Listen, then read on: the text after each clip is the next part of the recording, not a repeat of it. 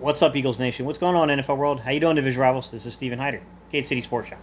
Sports Channel where the cerebral NFL fan comes for about 10 minutes of daily content. All right, ladies and gentlemen, tonight's topic. First off, thank you all for tuning in. I know it's late that this video is going up, so I appreciate y'all tuning in anyways. It's much appreciated, y'all. So, Jalen Hurts was left off of Chris Sims' top 40 quarterback rankings. You guys know my opinion on this stuff, guys. Like, talk to me about postseason rankings and not preseason rankings. It's a subjective thing when it comes to these analysts and making those, those top 40, 50, 32, whatever, pick a number, top 100, whatever. You know what I mean? It's subjective, guys. Most of the time, they're off by a mile on a lot of these guys. Look, how good is Jalen Hurts? Nobody really knows. We won't really have definitive answers until at best at the end of this season. I even think at the end of this season, it's kind of argumentative to say that you're going to have a complete picture of just how good Jalen Hurts is. I mean, look, we can keep going back to this example a million times. Go back to the early 1980s with Steve Young and the Tampa Bay Buccaneers. He gets in 4 or 5 games his first season in Tampa Bay. Doesn't look like the guy they thought he was going to be, but they bring him back the next year. He becomes their starter, falls flat on his face. It looks bad.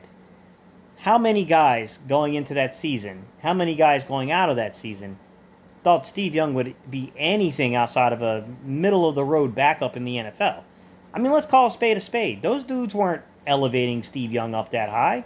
It took the 49ers, and I believe that would have been Seifert, but who knows? Maybe it was Mooch that had faith. I don't know. We're talking quite some time ago, guys. I don't know exactly who it was who had faith in him, but it took that coaching staff to have faith in him to bring him back in as Montana's backup, and then eventually, surpassing and supplanting him as the starter as time went on. So, I mean, these subjective rankings don't mean the first thing to me.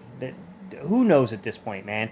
There's 4 games, 16 quarters, if you will, of actual football to watch, and that's over really 5 games of 16 quarters are.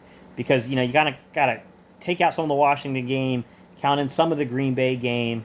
It's not an easy grade to make right now. There are certain things you can definitely see in this film, guys. I've broken down plenty of film for y'all to go watch, and it's not like I've been overly hyped with the guy. I've been hyping him up, or if I've been over, I'm down the middle with him. I don't know. I see some strengths in his game, and I see some weaknesses. Look, if I was making a subjective ranking, would Jalen Hurts be, top 40? Come on, man. Of course he would.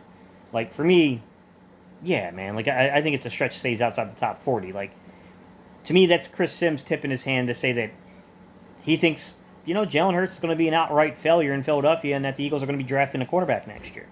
Everyone's entitled to their opinions, just an opinion at this point, and dudes will change their opinions. The smart guys will see when they're wrong about something and will correct it. I mean, everyone is where they're at, man, It is kind of what it is on some of these things.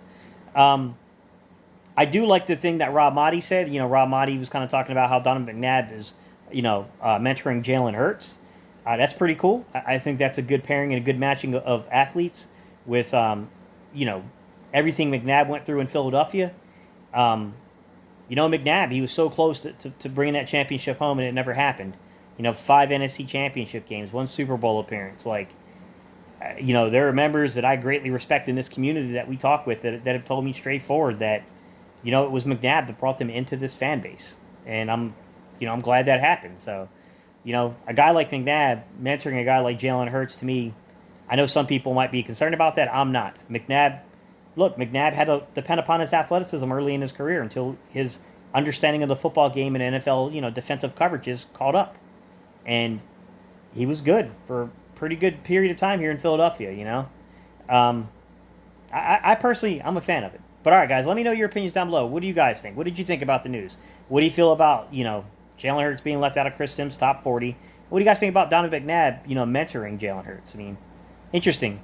Not a whole lot to cover right now, guys, but that was a little interesting piece that popped up today. So, all right, y'all, appreciate y'all's time and attention, guys, and I'll see y'all on the next video.